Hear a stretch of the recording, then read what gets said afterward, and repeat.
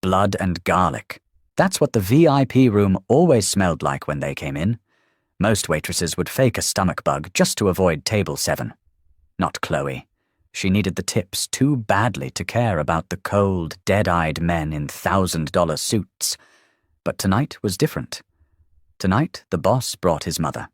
And when the old woman raised trembling, silent hands to a room of men too impatient to understand her, Chloe did the one thing she promised herself she wouldn't do. She got involved. Rain slicked the alleyways outside Il Canto, dragging the smell of overflowing dumpsters and wet asphalt through the kitchen's screen door. Chloe leaned against the stainless steel prep counter, pressing the heel of her hand into her right eye. Her feet throbbed. A blister on her left heel had popped an hour ago, and the cheap fabric of her tights rubbed the raw skin with every step. Table 7 is here.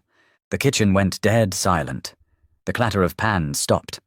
The head chef, a man who routinely screamed until his face turned purple over slightly overcooked pasta, carefully wiped his hands on his apron and swallowed hard. "Who's taking it?" he asked, his voice entirely devoid of its usual bluster. Chloe grabbed her tray. The metal felt cold and absolute against her damp palms. "I am." Table 7 wasn't just a table. It was the private dining room in the back, separated from the main floor by heavy mahogany doors and velvet curtains that trapped the sound. It belonged to Gabriel Costello. He didn't own the restaurant on paper, but he owned the block, the neighborhood, and the men who collected the protection money on Thursdays. Chloe pushed through the swinging doors. The main dining room was a blur of warm, amber light, the murmur of oblivious couples, and the clinking of expensive wine glasses. She bypassed it all, her orthopedic black shoes squeaking faintly on the polished hardwood. She hated serving Costello's crew. They smelled of ozone, expensive leather, and something metallic that she always associated with copper pennies. They didn't look at the staff. They looked through them. She reached the heavy mahogany doors, balanced the tray of ice waters on one hand, and pushed. The air inside the VIP room was immediately thicker. It smelled of heavy cedar cologne and roasted garlic. There were 6 men, all built like brick walls draped in bespoke Italian wool. And then there was Gabriel. He sat at the head of the long table. He didn't look like a mob boss from the movies. There was no slicked back hair, no loud jewelry. His dark hair was cut ruthlessly short. He looked exhausted. Dark, bruised circles hung under his slate-grey eyes, and he was rubbing his knuckles, scarred and thick, absently against the edge of the table. But tonight there was a disruption in the usual ecosystem of the room. Sitting to Gabriel's immediate right was a woman. She was tiny, swallowed by the high-backed leather chair. Her hair was a stark, pure white, pulled into an immaculate twist at the nape of her neck. She wore a simple charcoal dress and a string of pearls. She smelled faintly of lavender soap and old paper, a jarring contrast to the aggressive testosterone masking the room. Gabriel's mother. Chloe approached the table. Her heart did a slow, heavy thump against her ribs, but her face remained a blank, professional mask. "Just pour the water. Don't make eye contact. Get out." She started at the far end of the table, filling glasses. The men were already talking, their voices low rumbles that vibrated in the floorboards. "Shipment comes in at midnight," a man with a broken nose muttered, barely moving his lips. "Dock 4. Any trouble with the union rep?" Gabriel asked. His voice was gravel. It wasn't loud, but it cut through the ambient noise like a serrated blade. "Nothing we couldn't handle. He understands the new arrangement." Chloe moved to the woman. As she leaned in to pour the water, she caught a glimpse of the older woman's face. The woman wasn't looking at the men. She was looking at the table, her jaw tight, a deep furrow between her brows. Her hands rested on the white linen tablecloth. They were elegant hands, but the joints were swollen with arthritis. Suddenly, the woman's hands moved. She lifted them, fingers forming distinct, sharp shapes in the air, directed at Gabriel. Chloe recognized the shapes immediately. A SL. "Where is the bread? You said there would be bread." Gabriel didn't look. He was staring at a file the broken-nosed man had slid across the table. The woman tapped the table sharply with one fingernail. Tap. Tap. Gabriel glanced over, his expression softening just a fraction, a barely perceptible easing of the tight muscles around his mouth. "Not now, Ma. We're discussing business. Tony, get the waiter to bring the bread basket." He hadn't understood her. He just guessed based on the context of sitting in a restaurant. The woman sighed, a heavy, silent exhalation. Her hands moved again, faster this time. "I don't want the bread anymore. I want a drink." "Wine." Gabriel had already turned back to the file. "Yeah, Ma, bread's coming." Chloe's hand froze for a microsecond. A drop of condensation fell from the pitcher and hit the white tablecloth, blooming into a small, dark circle. She stared at the damp spot. "Don't do it!" a voice screamed in her head. "Walk away. You are a ghost. Ghosts don't translate for the Mafia." But she couldn't tear her eyes away from the older woman's hands, now resting defeated in her lap. Dinner service for table 7 was always an exercise in controlled panic. Chloe brought out the appetizers: calamari, beef carpaccio, burrata, moving silently around the broad shoulders of men who kept their right hands conspicuously near their waistbands. The atmosphere in the room had settled into a dense, oppressive routine. The men argued in hushed, vicious tones about percentages and territories, and Beatrice, Chloe had heard one of the men mutter her name, sat in a bubble of complete isolation. Chloe understood that bubble. She knew exactly what it looked like from the inside. Her younger brother, Leo, had been deaf. For 18 years, Chloe had been his bridge to a world that was entirely too impatient to slow down for him. She remembered the sheer exhaustion of having to force people to look at him, the rage that spiked in her chest when cashiers or teachers would look at her instead of him, as if he lacked a brain just because he lacked hearing. Leo had died 2 years ago, a drunk driver, a Tuesday afternoon. Since then, Chloe hadn't signed a single word. Her hands felt clumsy, heavy with grief every time she even thought about it. Signing without Leo felt like talking to a ghost. She came back to clear the appetizer plates. Beatrice hadn't touched her food. "Clear it," Gabriel said dismissively, waving a hand at his mother's plate. "She's not hungry. Order her the veal for the main. She likes the veal." Beatrice's eyes snapped up. Her hands flew into the space between them, the movements sharp and furious. "I hate veal. It is rubbery. I want the seafood risotto." She signed it directly into Gabriel's line of sight. Gabriel looked at her hands, his brow furrowing in irritation. He didn't know what she was saying. To him, it was just frantic motion, a distraction. "Ma, please," Gabriel said, leaning closer to her, over-enunciating his words as if she were hard of hearing rather than profoundly deaf. "I'm working. Eat the veal. It's good here." He turned away. Beatrice's hands dropped. She looked at the blank white wall across the room. The fight drained out of her posture, leaving her looking small, old, and terribly tired. The isolation radiating from her was a physical pressure in the room, thicker than the garlic or the cologne.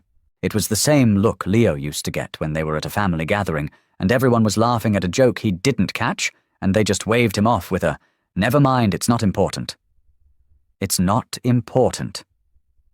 Chloe felt a hot, prickling sensation at the back of her neck. Her grip on the stack of dirty porcelain plates tightened until her knuckles turned white. Her blister stung violently. The air conditioning hummed a low, rattling tune. She stacked the last plate. She needed to walk away.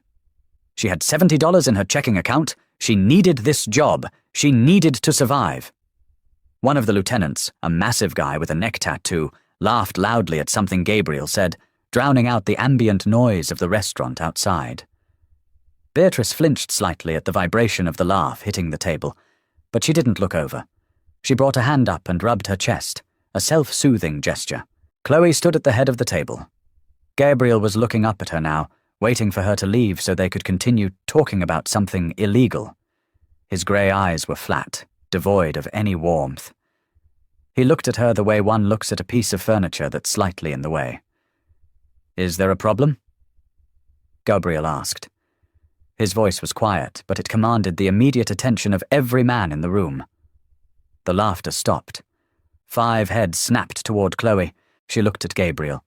Then she looked down at Beatrice. Chloe put the stack of dirty plates down on the serving tray resting on a side stand. The clatter was louder than she intended. She took a breath.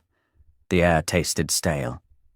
She stepped directly in front of Beatrice, blocking Gabriel's view of his mother. Beatrice looked up, startled by the sudden physical presence blocking her view of the wall. She blinked, her dark eyes confused. Chloe raised her hands. They felt stiff. Her fingers trembled slightly, not from fear of the men behind her, but from the phantom weight of her brother's memory. She swallowed the lump in her throat. "Hello," Chloe signed. Her movements were rusty but clear. "My name is Chloe. The veal here is very rubbery. I agree with you." Beatrice froze. Her mouth parted slightly. For a long, agonizing second, the older woman just stared at Chloe's hands. Behind Chloe, the silence in the room had changed texture. It was no longer the silence of exclusion. It was the sharp, dangerous silence of sudden, unexpected tension. "What are you doing?" Gabriel's voice came from right over Chloe's shoulder. It wasn't loud, but it held a lethal edge. "Step away from her." Chloe didn't turn around. She kept her eyes locked on Beatrice. Beatrice's face suddenly broke into a wide, luminous smile. The years seemed to fall away from her features. She raised her arthritic hands, her movements suddenly energized, desperate to connect. "You know sign." Beatrice signed back rapidly. "Where did you learn?" "My brother," Chloe signed, ignoring the heavy scrape of a chair behind her as someone stood up. He was deaf. "I said, step away!"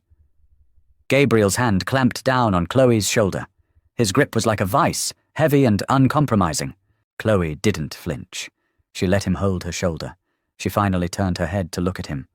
Up close, the bruised exhaustion around his eyes was even more prominent. There was a raw, coiled violence in his posture, a man ready to eliminate a threat. "She doesn't want the veal," Chloe said.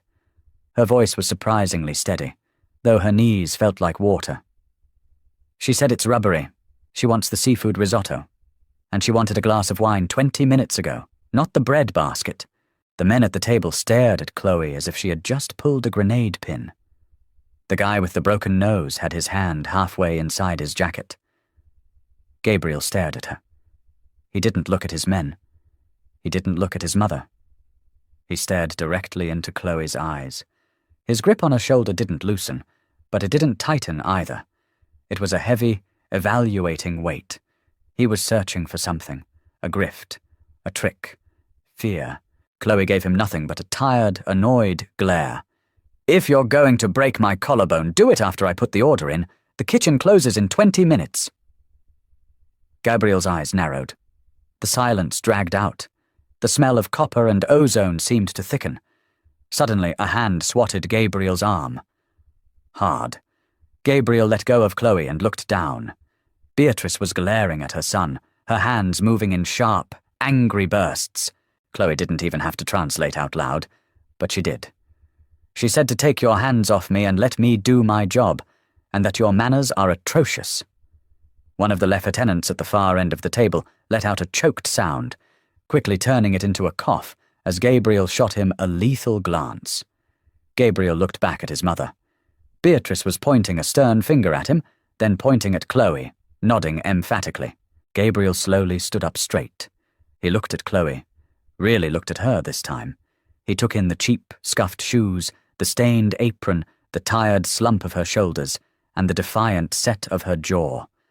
The flat, dead look in his grey eyes shifted into something dangerously curious. "Risotto," Gabriel said quietly. "What?" Chloe asked, rubbing her shoulder. "She wants the risotto. Get it for her." He paused, his gaze lingering on Chloe's face. "And a glass of the Barolo. For my mother." Chloe nodded once, sharply. She turned back to Beatrice. "Seafood risotto?" Chloe signed. "And wine, coming right up." Beatrice reached out and caught Chloe's wrist. Her skin was dry, papery, but her grip was surprisingly strong. She smiled, her eyes crinkling at the corners. "Thank you." Beatrice signed with her free hand. "He is an idiot, but he pays well." Chloe felt a sudden, unexpected bark of a laugh escape her throat. She clamped her mouth shut immediately, terrified of the sound in this room. But it was too late. Gabriel heard it. He didn't smile, but a muscle feathered in his jaw. "Is there something funny?" Gabriel asked. Chloe pulled her wrist gently from Beatrice's grasp. She picked up her tray of dirty dishes. The adrenaline was beginning to crash, leaving her limbs feeling heavy and shaky. "No, sir," Chloe said, looking at the floor. "Just an inside joke." She turned and pushed through the heavy mahogany doors, leaving the VIP room behind. As the door swung shut, clipping the sound off completely, she leaned against the hallway wall and slid down until she was crouching on the floor. She pressed her face into her knees, breathing in the smell of stale grease and floor cleaner. Her hands were shaking violently now. She had just talked back to Gabriel Costello. She had inserted herself into his family dynamic. "You idiot," she thought, pressing the heels of her hands into her eyes. "You absolute, monumental idiot." When she returned 20 minutes later with the risotto and the Barolo, the atmosphere in the room had shifted. The men were still there, still dangerous, but the crushing isolation that had suffocated Beatrice was gone. Every time Chloe entered the room to refill a water glass or clear a plate, Beatrice would catch her eye. They would exchange small, rapid signs. "The risotto is perfect." Beatrice signed, "Don't let them eat your dessert." Chloe signed back, nodding toward the lieutenant eyeing the cannoli. Through it all, Gabriel watched. He stopped reviewing the files. He stopped participating in the hushed conversations about dock workers and union reps. He sat back in his heavy leather chair, swirling a glass of amber liquid, and watched his mother converse in a language he couldn't penetrate. And he watched the waitress who had broken down the wall. When the dinner was finally over, the men stood up, adjusting their jackets, the heavy outlines of their weapons briefly visible. Chloe stood by the door, holding it open, keeping her eyes averted as they filed out. Beatrice paused by the door. She reached out and patted Chloe's cheek. It was a deeply maternal, intimate gesture that made Chloe's breath hitch. "You will be here next Thursday." Beatrice signed. Chloe hesitated. She looked past Beatrice to where Gabriel was standing, watching them. "I don't know." She signed back honestly. Gabriel stepped forward. He towered over both of them. He smelled heavily of the cigar he hadn't yet lit and the cold night air from the hallway draft. He didn't look at his mother. He looked at Chloe. He reached into his inside jacket pocket. Chloe's heart slammed against her ribs. Instead of a weapon, he pulled out a thick money clip. He peeled off $500 bills and held them out to her. "The bill is already paid," Chloe said, her voice tight. "Your associate handled it." "This isn't for the bill," Gabriel said. His voice was a low, rough rumble. "It's for the translation services." Chloe looked at the money. It was more than she made in 2 weeks. It meant paying the electric bill. It meant fixing the brakes on her ancient Honda. She didn't reach for it. "I didn't do it for money," Chloe said, looking away from the cash and up into his grey eyes. "I did it because sitting in silence while everyone talks around you is a terrible way to live." Gabriel's hand hovered in the air. For a moment, she thought he might get angry. She had just refused a tip from a man who wasn't used to hearing the word no. Instead, Gabriel slowly lowered his hand. He folded the bills and slid them onto the small hostess stand next to the door. "See you next Thursday, Chloe," Gabriel said. He didn't ask if she was working. He didn't ask if she wanted to see him. He stated it as an absolute fact, a universal truth that had just been written into existence. He offered his arm to his mother. Beatrice took it, glancing back at Chloe with a small, satisfied smile, and they walked out into the rainy night. Chloe stood alone in the hallway. She looked down at the 5 crisp $100 bills sitting on the stand. She felt a drop of sweat roll down her spine. The blister on her heel throbbed. She had survived the night. But as she listened to the roar of the black SUVs pulling away from the curb outside, she had the sinking, terrifying realization that her quiet, invisible life was over. By Wednesday night, Chloe's stomach felt like it was digesting ground glass. She had spent the last 6 days trying to convince herself that Table 7 was a fluke. Gabriel Costello was a busy man. He intimidated politicians and ran shipping conglomerates. He didn't obsess over a waitress who talked back to him. But the $500 still sat in a white envelope under her mattress, smelling faintly of cedar and cigar smoke, a quiet radioactive threat in her tiny studio apartment. Thursday shift started with the smell of scorched onions. The sous chef had come in hungover and burned the base for the French onion soup.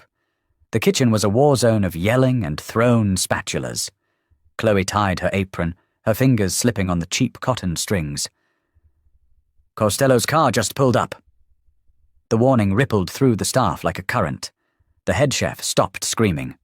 Busboys suddenly found reasons to polish the silverware in the far corners of the dining room. Chloe didn't ask to trade sections. She knew no one would take it. She picked up a stack of heavy, starched napkins and walked out to the floor. When she pushed open the mahogany doors of the VIP room, the air pressure shifted. The men were there. The suits, the concealed holsters, the sharp, paranoid eyes. Gabriel sat at the head of the table.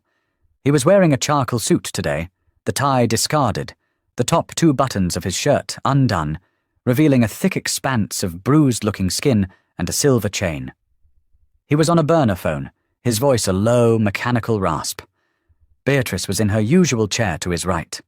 When the heavy door clicked shut, she turned. Her face lit up. "You came back," Beatrice signed. Chloe set the napkins down. She kept her posture deferential, mindful of the 5 dangerous men in her peripheral vision. "I work on Thursdays. How are your joints today?" "It rained all morning." Beatrice rubbed her knuckles, pulling a face. "Stiff. Gabriel bought me a new cream. It smells like dead fish." Chloe snorted, a sharp, ungraceful sound. Gabriel snapped the burner phone shut. The plastic casing groaned under the pressure of his grip. He didn't look at his men. He looked directly at Chloe. The room fell into that heavy, oppressive silence again. "What did she say?" Gabriel asked. Chloe picked up a water pitcher. The condensation made it slick. "She said the arthritis cream you bought her smells bad." A muscle twitched in Gabriel's jaw. "It's imported from Switzerland. It costs more than your car. I take the bus," Chloe said flatly, pouring water into Beatrice's glass. "And it doesn't matter how much it costs if she won't use it because of the smell." One of the lieutenants, a younger guy with a scar bisecting his left eyebrow, shifted his weight, his hand dropping casually to his side. Gabriel held up a single finger. The lieutenant froze. Gabriel leaned forward, resting his thick forearms on the table. He stared at Chloe's hands as she poured the next glass. "Ask her what she wants instead." Chloe turned to Beatrice.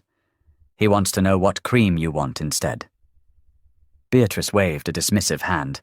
"Tell him I don't want cream. I want him to stop smoking in the house. It settles in the curtains. It gives me a headache." Chloe swallowed hard. Translating complaints about fishy ointment was one thing. Critiquing the domestic habits of a crime boss in front of his subordinates was another. "Well?" Gabriel prompted. His voice was dangerously soft. Chloe hesitated, her eyes flickering to the scarred lieutenant. "She says the smoke from your cigars settles in the curtains at home. It gives her a headache. The silence in the room stretched so thin it threatened to snap and take someone's head off." Gabriel slowly turned his head to look at his mother. Beatrice stared back, utterly unbothered, taking a serene sip of her ice water. Gabriel sighed. It was a heavy, exhausted sound that seemed to age him 10 years. "Tell her I'll smoke on the patio." Chloe relayed the message. Beatrice nodded once, satisfied. For the rest of the evening, Chloe was trapped in a bizarre dual reality. She served plates of osso buco and refilled wine glasses, playing the invisible waitress to the crew. But every few minutes, Gabriel would ask her to translate something for his mother. It was never small talk. It was blunt, logistical communication. Tell her the driver is picking her up at 10 tomorrow. Tell her the contractor is coming to fix the roof on Tuesday. It was infuriating. Gabriel didn't look at Beatrice when he spoke. He looked at Chloe. He was using her as an intercom. As she cleared the dessert plates, Chloe finally snapped. Gabriel had just told her to tell Beatrice that a cousin was visiting from Palermo next month. Chloe stopped stacking plates. She looked down at Gabriel. Tell her yourself. The clatter of silverware stopped completely. Gabriel slowly leaned back in his leather chair. The bruised circles under his eyes seemed darker in the dim lighting. I don't speak sign language. Then learn, Chloe said, the words spilling out before her self-preservation instincts could gag her. It's not a secret code. It's a language. She's sitting right next to you. Stop talking to her through me. She expected violence. She expected him to stand up, to flip the table, to have the scarred man drag her out to the alley. Instead, Gabriel just stared at her. His gaze was a physical weight, peeling back the layers of her cheap uniform and exhausted posture. He looked at the stark white knuckle where she gripped the serving tray, the way she forced herself to meet his eyes despite the tremor in her knees. He didn't yell. He didn't threaten her. Show me, Gabriel commanded. Chloe blinked. What? Show me how to say it. He shifted his chair, finally turning his body to fully face his mother. Show me how to tell her about the cousin. Chloe's throat felt dry. She set the tray down. She stepped between them, feeling the heat radiating off Gabriel's large frame. She broke the sentence down, moving her hands slowly. Cousin? Visiting? Next month. Gabriel watched her hands with the same intense, predatory focus he usually reserved for reviewing extortion files. He raised his hands. They were massive, calloused, scarred across the knuckles from decades of brutal work. His fingers were stiff, lacking the fluid dexterity needed for the language. He tried to copy the sign for cousin, bringing his hand to the side of his head and shaking it slightly. It was clumsy. It was rigid. Beatrice watched him. Her breath hitched. A profound, shattering vulnerability crossed the older woman's face. Yes. Beatrice signed back, her hands trembling. I understand. Gabriel looked at his mother's face, really looked at her, perhaps for the first time all night. He lowered his clumsy, scarred hands. He didn't say thank you. He didn't smile, but the crushing, metallic tension in the room fractured, just a little. Sunday morning tasted like cheap instant coffee and tasted like defeat. Chloe sat on the edge of her unmade mattress, staring at the peeling linoleum of her kitchen floor. The radiator clanked violently, doing nothing to cut the damp autumn chill seeping through the single-pane window. A sharp, heavy knock rattled her front door. It wasn't a neighbor knock. It was the kind of knock delivered by someone who didn't care if they broke the wood. Chloe tightened her ratty fleece robe around herself and peered through the peephole. A massive shoulder clad in black leather filled the fisheye lens. It was the guy with the broken nose from Table 7. Her heart did a sickening flip. She grabbed the pepper spray off the counter, a pathetic, useless gesture, and unbolted the door. Broken Nose looked down at her. He didn't look aggressive. He looked intensely uncomfortable, standing in the cramped, mildew-scented hallway of her apartment building. Boss wants you, he grunted. I don't work on Sundays, Chloe said, keeping the door chained. And I don't do house calls. It's his mother, the man said, shifting his weight. She won't eat. She locked herself in the sunroom. Boss says to bring you. Chloe stared at him. He sent a hitman to pick up a translator. I'm not a hitman. I'm logistics. He scowled. Just get dressed, please. He's throwing furniture. 40 minutes later, Chloe was stepping out of a black SUV onto a circular gravel driveway that probably cost more than her entire life's earnings.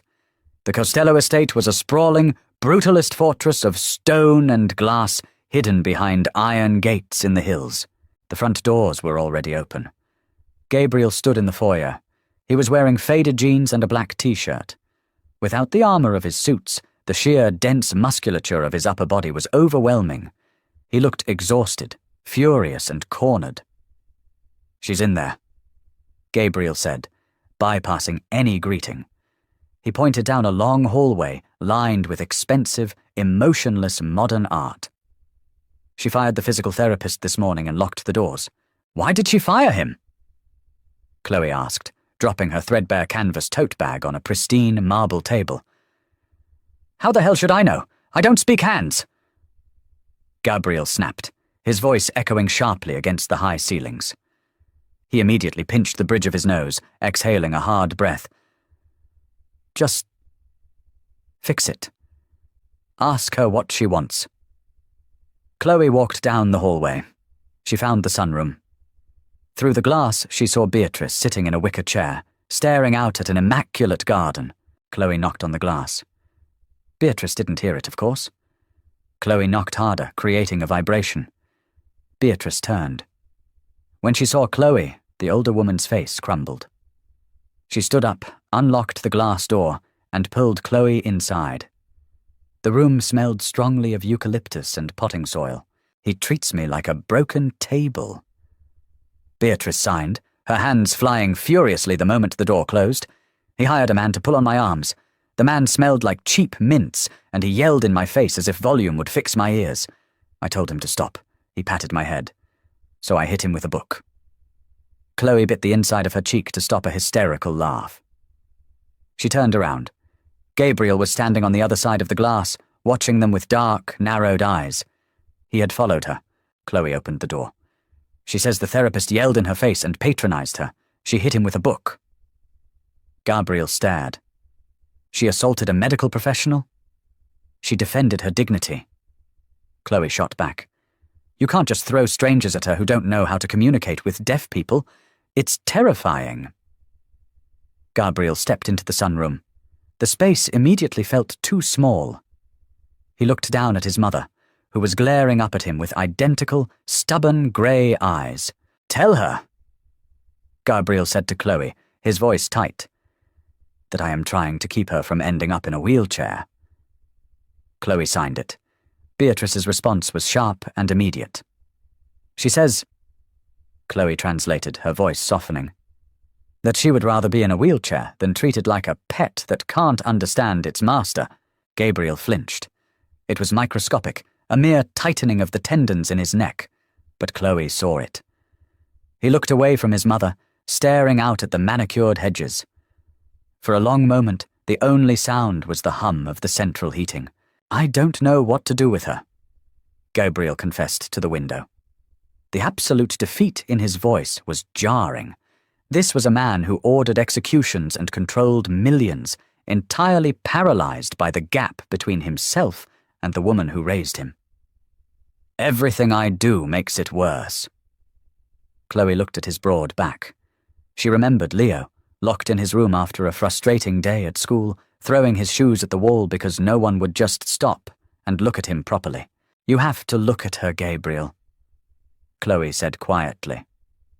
She didn't realize she had used his first name until it was out of her mouth. He turned his head. When you speak to her, even if you're using me to translate, you look at her face. Chloe instructed, stepping back to give them space. And you need to learn more than just cousin. Gabriel looked down at his mother. Beatrice was watching him, her anger fading into a cautious, weary hope. Gabriel slowly lifted his right hand. He brought his fingers to his chin, then pulled them away in a flat, downward motion. It was clumsy, stiff, and slightly off-center. Bad. Then he pointed to himself. I am bad. He had looked it up. He had spent time, somewhere between extortion rackets and managing a criminal empire, trying to learn how to apologize. Beatrice let out a breath that sounded like a sob. She reached out and grabbed his large, scarred hand, pressing it against her cheek. Gabriel closed his eyes. The tension bled out of his shoulders. Chloe backed out of the sunroom, leaving them alone. She stood in the cold, marble hallway, wrapping her arms around herself. She had just witnessed the soft underbelly of a monster. She knew she should run. She knew this was how people got trapped, by finding the humanity in people they should be running from. But as she smelled the faint scent of cigar smoke clinging to Gabriel's jacket draped over a nearby chair, she knew she wasn't going anywhere. The intimacy of the sunroom was a trap. Chloe realized it exactly 2 weeks later, on a Tuesday night at Il Canto. She wasn't supposed to be working, but Beatrice had specifically requested her. It wasn't a formal crew dinner. It was just Gabriel, Beatrice, and 2 guards stationed outside the VIP room doors. The atmosphere was surprisingly relaxed. Gabriel was drinking scotch. Beatrice was showing Chloe pictures of her garden on a tablet, complaining via sign language about the aphids eating her roses. Chloe was laughing, a real, unforced sound that felt foreign in the heavy mahogany room. Then, the restaurant's ambient hum shattered. It wasn't a loud noise. It was a dull, heavy thud from the main dining room, followed instantly by the high, hysterical shriek of a woman. Gabriel moved with terrifying speed. 1 second he was leaning back with his glass. The next he was on his feet, the Scotch glass shattering on the floor. A heavy, matte black handgun materialized in his grip. "Down!" Gabriel barked. Chloe didn't hesitate. Her survival instinct wasn't rooted in Mafia shootouts, but in years of living in a terrible neighborhood. She dropped. But Beatrice didn't. Beatrice sat in her heavy leather chair, looking at her tablet, completely oblivious to the chaos erupting 20 feet away. She couldn't hear the screaming. She couldn't hear the heavy boots sprinting toward the VIP doors. The mahogany doors blew open. A man Chloe didn't recognize stood in the doorway, a sawed-off shotgun raised. "Ma!" Gabriel roared. He was fast, but he was on the wrong side of the long table. The man in the doorway racked the shotgun. The mechanical clack was the loudest thing Chloe had ever heard. Chloe didn't think. The phantom memory of Leo stepping off a curb without hearing the truck horn hijacked her nervous system. She lunged from her crouch. She hit Beatrice's chair with her entire body weight, wrapping her arms around the older woman's torso and dragging them both to the floor. The shotgun went off. The sound was a physical pressure that punched the air out of the room. Wood splinters rained down on Chloe's back. The smell of sulfur and burning paper was instant and choking. Before the echo of the blast even faded, 3 sharp, deafening cracks answered from Gabriel's weapon. A heavy body hit the floorboards in the hallway. Then silence. A ringing, terrifying silence, broken only by the distant sounds of panicked patrons scrambling out the front doors of the restaurant. Chloe was pressed flat against the floor, her body covering Beatrice. Her ears were screaming with a high-pitched whine. She smelled spilled scotch, copper, and the sharp, chemical reek of gunpowder. Her hands were tangled in Beatrice's pearl necklace. Chloe. A hand gripped her shoulder. It wasn't the heavy, clamping grip Gabriel had used on her weeks ago. It was frantic. Chloe opened her eyes. The floor was covered in shattered porcelain and wood splinters. She rolled off Beatrice, gasping for air. Gabriel was kneeling beside them. His gun was lowered, but still in his hand. His chest heaved. The flat, dead look in his grey eyes was gone, replaced by a raw, naked panic. He didn't check himself. He grabbed his mother's arms, running his hands over her shoulders, her face, checking for blood. Beatrice was pale, her eyes wide with shock, but she nodded frantically. "I am okay," she signed, her hands shaking violently. "I am fine." Gabriel let out a ragged curse, resting his forehead against his mother's shoulder for a fraction of a second. Then he turned to Chloe. She was sitting up against the base of the table. A sharp piece of wood from the shattered chair back had grazed her cheek, leaving a slow trickle of blood trailing down to her jaw. Her cheap waitress uniform was covered in dust and scotch. Gabriel dropped his gun on the table. It made a heavy, definitive clatter. He moved toward her, his large frame blocking out the light from the hallway. He knelt directly in front of her. He reached out, his calloused thumb gently wiping the blood from her jawline. His hand was shaking. Gabriel Costello's hand was shaking. "You covered her," Gabriel said. His voice was a rasp, completely stripped of its usual authority. She couldn't hear it. Chloe whispered, her vocal cords tight with adrenaline. She didn't know. Gabriel stared at her. The air between them was thick with gunpowder and a sudden violent shift in gravity. He wasn't looking at a waitress anymore. He wasn't looking at a convenient translator. He was looking at the woman who had just thrown her body between his mother and a 12-gauge shotgun. "You're bleeding," he said softly. "It's just a scratch." Chloe deflected, trying to pull back, suddenly terrified of the intense, possessive heat radiating from him. Gabriel's hand slid from her jaw to the back of her neck, his fingers tangling in the messy bun at the nape of her neck.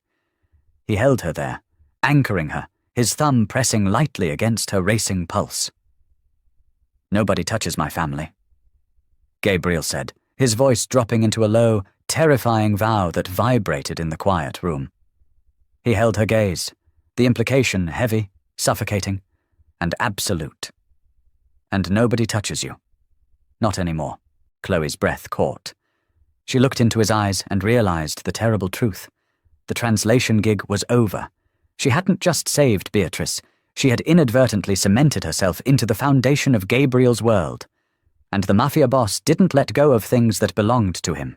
Morning arrived not with the scream of garbage trucks outside her cheap studio, but with the suffocating silence of triple-paned glass. Chloe woke up in a bed that cost more than her college tuition. The sheets felt like liquid silk against her bruised skin.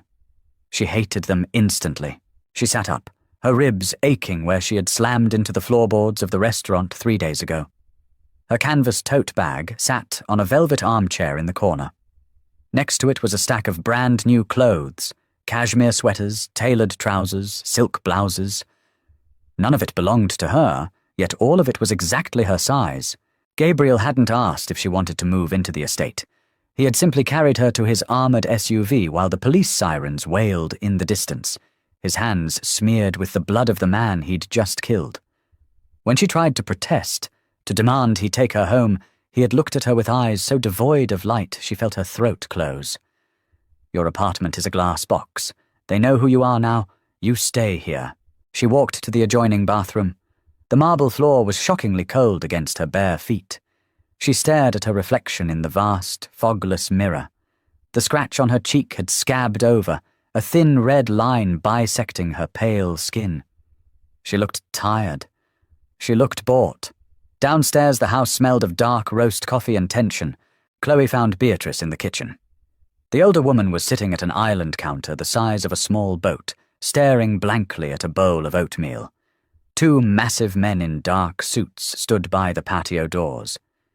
They didn't look at Chloe, but she felt the weight of their peripheral vision. Chloe walked over and sat on the stool next to Beatrice. She gently tapped the marble counter to announce her presence. Beatrice flinched, her shoulders jerking upward before she turned. The bags under her eyes were bruised purple. When she saw Chloe, a ragged sigh escaped her lips. "You are awake." Beatrice signed, her hands moving with a sluggish, heavy rhythm. "He wouldn't let me wake you." "I'm fine." Chloe signed back, forcing a small smile. "Just sore. How did you sleep?" Beatrice looked down at her hands, her fingers tracing the edge of the ceramic bowl. "I keep feeling the floor shake. Every time a door closes, the floor shakes. I didn't hear the gun, Chloe. I only felt the wood break. I am a liability to him." Chloe's chest tightened. She reached out, covering Beatrice's cold, papery hands with her own. "You are his mother," Chloe signed, making her movements sharp and deliberate. "You are the only thing in his life that isn't a transaction. Do not say you are a liability." A heavy footstep sounded against the hardwood floor of the hallway. Gabriel walked into the kitchen. He was wearing a dark grey Henley, the sleeves pushed up to reveal forearms corded with muscle and ink. He looked like he hadn't slept in a week. There was a raw, violent energy rolling off him, smelling faintly of ozone and stale adrenaline. He bypassed the coffee machine and walked straight to where Chloe sat. He stopped inches from her stool. The sheer mass of him blocked out the morning sun streaming through the windows. "Did you sleep?" Gabriel asked. His voice was a gravelly rasp. "I slept," Chloe said, keeping her voice carefully neutral. "I want my clothes, Gabriel. The ones in my apartment." "They're gone," he stated flatly. "The apartment is gone. I bought out your lease. My guys cleared it yesterday. The boxes are in storage." Chloe stared at him, a hot spike of fury piercing the fog of her exhaustion. "You can't do that. You can't just erase my life because someone tried to shoot you. They tried to shoot my mother," Gabriel corrected, leaning closer. The smell of his cedar cologne was entirely overwhelmed by the scent of cold sweat. "And you got in the way. That makes you a target. I don't leave targets walking around in the open. You wear the clothes upstairs, or you wear the uniform you bled in. It's your choice." Chloe gripped the edge of the marble counter. Her knuckles turned white. She wanted to scream at him, to slap the arrogant, dictatorial look off his exhausted face. But then she looked past him and saw Beatrice watching them. The older woman was gripping the edge of her stool, her eyes wide, sensing the aggressive vibration of Gabriel's voice, though she couldn't hear the words. Chloe swallowed the bile in her throat. She looked Gabriel dead in the eye. "Tell her good morning," Chloe ordered. Gabriel blinked, momentarily derailed by the shift in her tone. "What?" "Tell your mother good morning. In her language." Chloe didn't break eye contact. "You don't get to lock me in a fortress, erase my life, and then ignore the woman I took a bullet for. Tell her." A muscle feathered rapidly in Gabriel's jaw. The two guards by the patio doors suddenly found the floor tiles incredibly interesting. Gabriel stared at Chloe, a dangerous, evaluating silence stretching between them. Then, slowly, he turned his head to look at Beatrice. He raised his right hand, bringing his fingers to his chin. He pulled his hand forward, then brought his left hand up, letting his right hand fall into the crook of his left elbow, raising it slightly like the sun coming up. "Good morning." His movements were rigid, utterly lacking grace, but the intent was unmistakable. Beatrice's breath hitched. A watery, fragile smile broke through the terror on her face. "Good morning, my son." She signed back. Gabriel dropped his hands. He looked back at Chloe. There was no victory in his eyes, just a grim, crushing reality. "Eat your breakfast, Chloe," he murmured, his voice dropping an octave. "We have a contractor coming to reinforce the perimeter at noon. Stay away from the windows." He walked out of the kitchen. Chloe watched his broad shoulders disappear down the hallway. She realized, with a sickening drop in her stomach, that the lock on her cage wasn't made of iron or threats. It was made of the terrifying, fragile humanity she had just forced out of him. 2 weeks blurred into a monotonous, high-definition paranoia. Chloe learned the rhythms of the house. She learned that Tuesdays were cash-counting days in the basement, smelling distinctly of dirty paper and ink. She learned that Gabriel never slept more than 3 hours at a time, often pacing the library above her bedroom, his heavy footsteps a metronome in the dark. She also learned that Gabriel was studying ASL. She caught him one afternoon in his study. The heavy mahogany door was cracked open. He was sitting at his desk, staring at a laptop screen, violently repeating a gesture with his hands. He was trying to sign security. His thick, scarred fingers refused to cross and lock fluidly. He swore, a low, vicious sound, and slammed his fist onto the desk, rattling the expensive crystal decanter. Chloe had backed away, her heart hammering against her ribs. He was trying. It terrified her more than his gun did. The breaking point arrived on a Thursday night. A storm was battering the coast, throwing sheets of rain against the reinforced glass of the estate. Chloe was in the kitchen, brewing chamomile tea for Beatrice, who was already asleep. The house was dead quiet, save for the rhythmic drumming of the rain. The back door connecting to the garage opened. It wasn't a smooth entry. The heavy metal door slammed against the wall, shaking the plaster. Chloe froze, the kettle in her hand.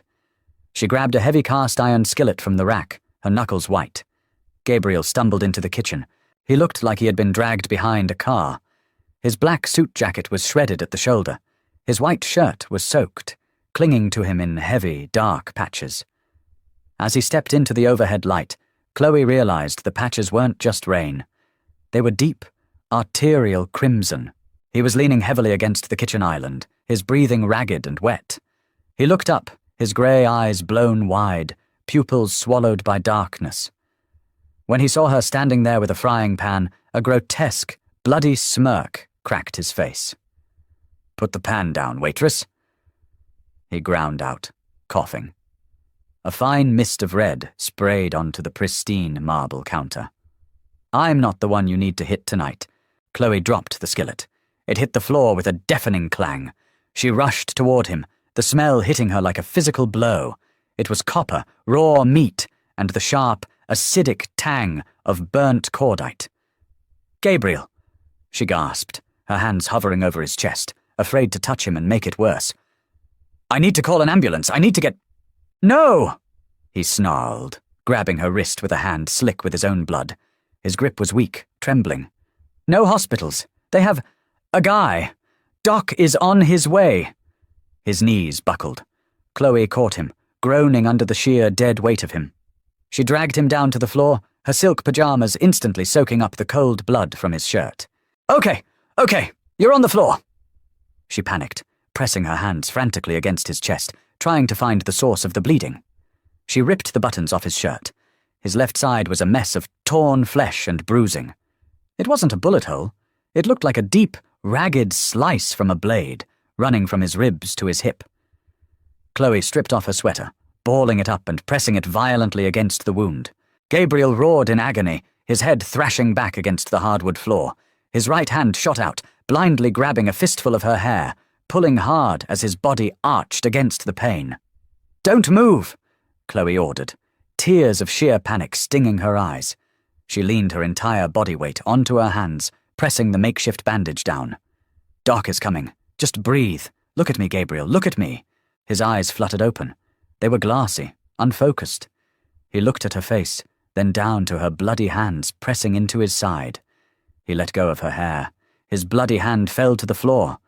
Then slowly, with agonizing effort, he lifted his right hand. He brought his index finger up, tapping it weakly against his chin. "Who?" He was trying to sign. He was bleeding out on his kitchen floor, and his brain was misfiring, reverting to the language he'd been obsessively studying in secret. Chloe sobbed, a harsh, ugly sound. She shook her head. "No, Gabriel, stop, don't talk." He ignored her. He forced his hand to move again. He pointed at her. Then he brought his hand flat against his chest, moving it in a circular motion. "Please." It was the sign for please. But his face was contorted in a silent plea that went far beyond politeness. It was raw, naked desperation. "I'm here," Chloe whispered fiercely, leaning down until her forehead rested against his sweaty, cold shoulder. She kept the pressure on his wound. "I'm right here. I'm not leaving." He let out a long, shuddering breath, his hand dropping to the floor. "Good," he mumbled, his voice slurring. "Because if you run, I'll just have to come find you." He passed out before the back door opened, and 3 men carrying medical bags rushed in. Chloe sat against the kitchen cabinets for 2 hours while they stitched him back together. She watched the bloody gauze pile up on the pristine marble floor. She looked at her own hands, stained rust brown, drying tight against her skin. She felt a deep, sickening realization settle into her bones. She wasn't just a captive anymore. She was complicit. She had bandaged the monster. She had told him she wouldn't leave. The pure black and white morality she had clung to in her cheap apartment was gone, washed away in a tide of expensive silk and Gabriel's blood. She looked at his unconscious face on the floor. He looked so devastatingly human when he was broken. That was the trap. That was how the devil kept you. Not with fear, but with pity. 6 months later, the air inside Il Canto tasted exactly the same. Garlic, heavy cedar, and the sharp bite of expensive red wine. Chloe stood by the serving station outside the VIP room, holding a tray. She wasn't wearing a cheap uniform. She wore a tailored black dress that hit just below the knee, the fabric unforgivingly expensive. Her hair was swept up in an elegant twist. A diamond stud caught the light in her right ear. She wasn't a waitress anymore. "They're ready for the main course?" Tony, the scarred lieutenant, said softly as he walked past her. He didn't look at her with the dismissive arrogance of the past. He gave a short, respectful nod, keeping his eyes on the floor. "Thank you, Tony," Chloe said. Her voice was steady, calm. It didn't shake. She pushed open the heavy mahogany doors. The VIP room was quiet. There were no 6 lieutenants arguing over shipments. There was only Gabriel and Beatrice. Gabriel sat at the head of the table. He wore a black suit, immaculate, though he moved slightly stiffer on his left side. The bruising under his eyes had faded, replaced by a sharp, focused intensity. Beatrice sat to his right. She wore a bright crimson shawl and a smile that reached her eyes. When Chloe entered, they both turned. Chloe set the plates down. The seafood risotto, steaming and perfectly plated. She poured a glass of Barolo for Beatrice and a scotch for Gabriel. Gabriel watched her hands. He reached out and caught her wrist before she could pull away. His thumb brushed over the pulse point, a grounding, possessive gesture. He didn't look at the food. He looked at her. He let go of her wrist. Then Gabriel raised both of his hands. His movements were no longer stiff and agonizing. They were fluid, practiced, and deliberate. He had spent months drilling the muscle memory into his scarred knuckles, refusing to use an interpreter, refusing to let the gap between him and his family remain. "Sit with us." Gabriel signed. Chloe looked at him. The contradiction of the man still baffled her. He ordered violence with a whisper and commanded fear with a glance, yet he had spent hundreds of hours in silence, learning a language purely to bridge the isolation of two women. She looked at Beatrice. The older woman nodded emphatically, patting the empty chair next to her. "Sit," Beatrice signed, her eyes crinkling warmly. "He's paying for dinner." Chloe let out a soft laugh. It sounded right in this room now. It belonged here. She pulled out the chair and sat down. Gabriel picked up his glass of scotch. He didn't offer a toast to his men, or to his territory. He looked at his mother. Then he looked at Chloe. He raised his free hand. He touched his index finger to his chin, then pulled it down. True. Then he touched his chest, pulling his hand away in a fist. Mine. It wasn't standard ASL. It was a broken, clumsy adaptation. But the meaning was violently clear. True family. Mine. Beatrice raised her wine glass, tapping it gently against Gabriel's scotch glass. She didn't need to hear the clink to feel the resonance. Chloe looked at the two of them. She knew exactly what kind of world she was living in. She knew that outside these mahogany doors, men bled and bones broke to maintain the peace inside this room. She knew she had traded a quiet, innocent struggle for a loud, bloody compromise. But as Gabriel reached under the table, his heavy, warm hand settling firmly over her knee, anchoring her in the dark, she knew something else. She wasn't a ghost anymore. She had a voice. She had hands that could build bridges or tear down walls. And for the first time since Leo died, she wasn't afraid of the silence. She owned it. Chloe raised her water glass, meeting Gabriel's intense, slate-grey eyes. "To us," she signed, her movements sharp and perfect. Gabriel smiled. It was a rare, dangerous thing, completely devoid of mercy for anyone outside that room, but filled with a terrifying devotion for the two women inside it. He nodded once, and in the profound, heavy quiet of the VIP room, they ate. Did Chloe make the right choice? Or did she trade her freedom for a gilded cage? The line between protector and captor is dangerously thin, and sometimes the only way to survive the dark is to hold the hand of the monster. If you loved this deep dive into the silent, chaotic world of Gabriel and Chloe, drop a like and let me know in the comments what you think about her decision. Don't forget to hit that share button and subscribe for more raw, intense storytelling. More stories are waiting in the shadows. See you next time!